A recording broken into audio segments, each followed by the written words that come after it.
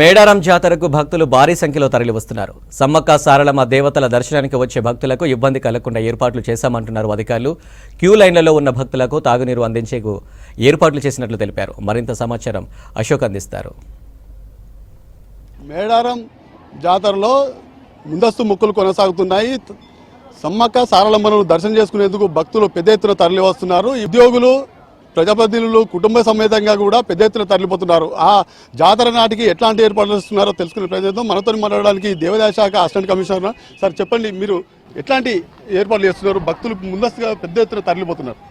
So Medaram జాతర అనేది 2 సంవత్సరాలకు ఒకసారి వచ్చే జాతర. దాంట్లో మేము దేవాదాయ శాఖ తరఫున చాలా రకాలుగా భక్తులకి సౌకర్యాలు కలిగజేస్తుంటాం.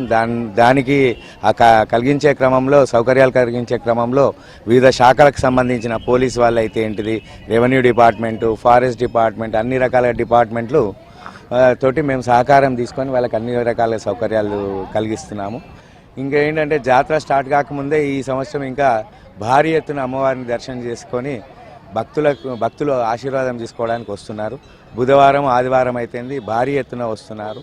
ఈ క్రమంలో మేము జాతర టైంలో 1 కోటి జనాలు వస్తారనే అనుకుంటున్నాము. దానికి అనుగుణంగా కలెక్టర్ గారి ఆధ్వర్యంలో, మా డిపార్ట్మెంట్ కమిషనర్ గారి ఆధ్వర్యంలో, మా కొండా సురేఖ గారు మినిస్టర్ గారి సూచనలకు అనుగుణంగా మేము అన్ని రకాలుగా అరేంజ్మెంట్ చేస్తున్నాం.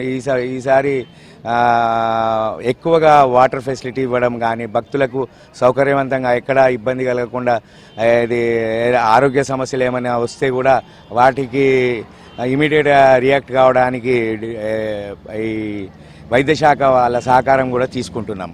గత జాతరల సందర్భంగా వచ్చినటువంటి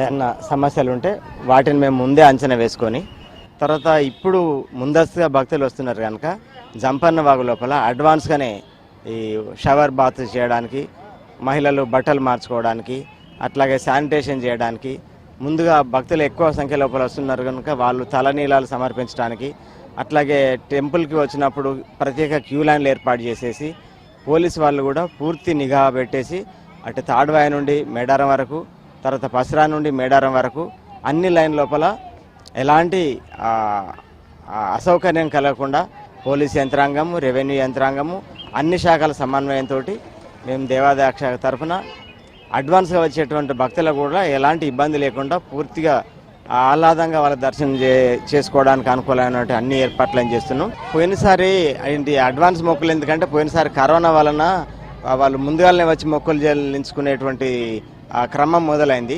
కానీ అదే క్రమం ఇప్పుడు పాటిస్తూ అడ్వాన్స్గానే వస్తున్నారు భక్తులు. ఈ అడ్వాన్స్గా వచ్చేటువంటి భక్తులను చూస్తే మహాజాతర రోజు కూడా ఇంకా ఎక్కువ వస్తారని, వారికి తగిన అదనంగా కావాల్సినటువంటి ఏర్పాట్లు నిన్ననే మా మంత్రి గారు కూడా రివ్యూ చేశారు. ఏ ప్లేస్లో కూడా త్రాగునీటికి అసౌకర్యం కలగకుండా నిన్ననే సూచనలు ఇచ్చారు. ఆర్డబ్ల్యూఎస్ వారు ఇప్పుడు వాటర్ సిస్టమ్స్ అన్ని ఏర్పాటు చేశారు. ఈ ప్రజెంట్గా అంటే అడ్వాన్స్గా వచ్చేటువంటి భక్తులకు ఎలాంటి ఇబ్బంది లేకుండా వాళ్ళు ఇచ్చే క్యూ లైన్లతో పాటు మేము ఆ క్యూ లైన్ల దగ్గర డ్రమ్స్ పెట్టేసి తర్వాత గ్లాసులతో కూడా నీళ్ళు అందిస్తున్నాం. వాటర్కి ఎలాంటి ఇబ్బంది కాకుండా, జాతర రోజు కూడా పూర్తిగా ఎలాంటి ఇబ్బంది కాకుండా అన్ని ఏర్పాట్లు చేస్తున్నాం.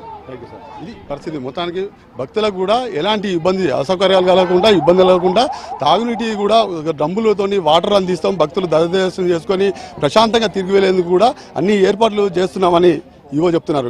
దశరథతో అశోక్, మేడారం జాతర నుంచి.